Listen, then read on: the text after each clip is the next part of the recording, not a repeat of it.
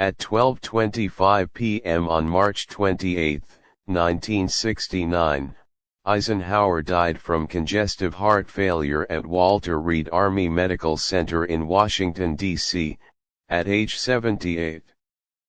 The following day, his body was moved to the Washington National Cathedral's Bethlehem Chapel, where he lay in repose for 28 hours.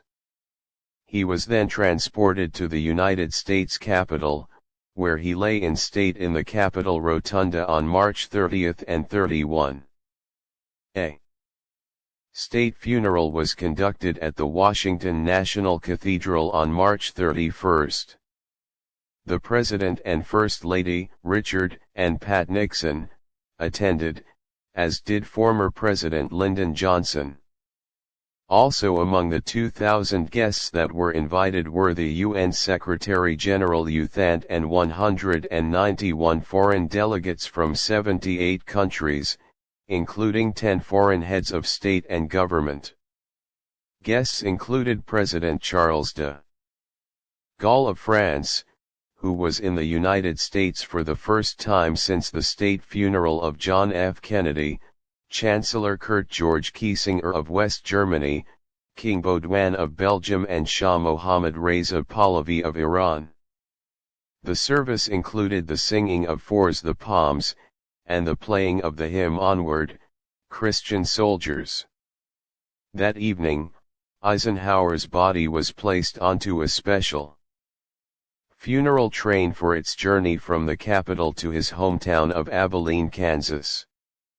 First incorporated into President Abraham Lincoln's funeral in 1865, a funeral train would not be part of a U.S. state funeral again until 2018.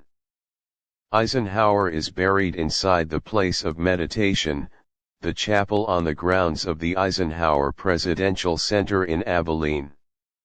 As requested, he was buried in a government-issue casket, wearing his World War II uniform, decorated with Army Distinguished Service Medal with 3 oak leaf clusters, Navy Distinguished Service Medal, and the Legion of Merit. Buried alongside Eisenhower are his son Dowd, who died at age 3 in 1921, and wife Mamie, who died in 1979. President Richard Nixon eulogized Eisenhower in 1969, saying, "Some men are considered great because they lead great armies or they lead powerful nations. For 8 years now, Dwight Eisenhower has neither commanded an army nor led a nation, and yet he remained through his final days the world's most admired and respected man, truly the first citizen of the world."